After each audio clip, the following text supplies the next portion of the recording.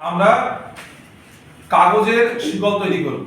সেই কাগজের শিকল বলতে কি রকম কাগজের শিকল সেটা দেখো। আমি কতগুলো সাদা কাগজের টুকরো এখানে রেখেছি। তোমরা করবে কি, এটা সাদা কাগজে হতে পারে, রঙিন কাগজে হতে পারে। যদি কিনা রঙিন কাগজ হয় তাহলে যে শিকলটা তৈরি হবে সেটা খুব কালারফুল হবে। আমরা কি করলাম, এরকম সরু সরু করে কতগুলো কাগজ আমরা কেটেছি। এবার সঙ্গে লাগবে আমার একটু আঠা আর কাঁচি লাগে এই কাগজটা কাটবার জন্যে। আমরা প্রথমে একটা কাগজের রিং তৈরি করছি। প্রথম এই যে রিংটা তৈরি হয়ে গেল, এর পরের কাজ হচ্ছে এই রিংটাকে নেব আর রিংয়ের মধ্যে দিয়ে একটা কাগজ প্রবেশ করাবো আর এটাকে আবার রিং তৈরি করব। একটা একটা করে এরকম করে আমরা রিং বানাতে থাকবো। এই দেখো, একখানা রিং তৈরি হয়ে গেল।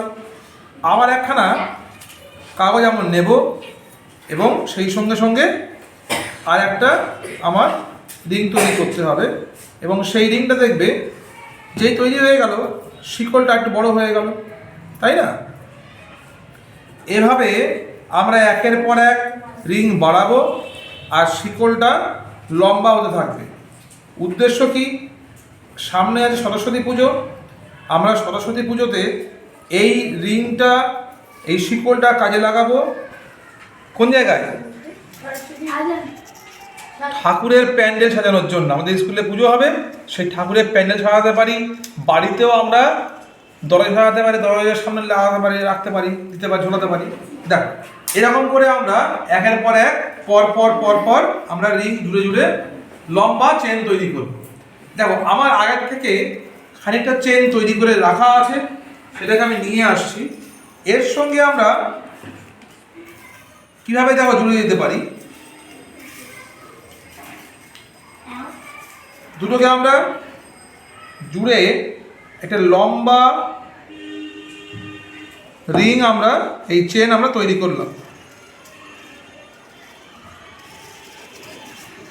হলো? ভালো লাগছে? যদি কিনা সাদা না হয় আরো রঙিন হতো, আরো বেশি কালারফুল হতো, দেখতে আরো বেশি ভালো লাগতো। তোমরা করবে কি, সাদা দিয়েও করতে পারো, আবার রঙিন দিয়েও করতে পারো। তবে তোমাদেরকে বলবো একটা কথা, যদি কিনা রঙিন করো এক রঙের করো, মাল্টি কালার না করাই ভালো।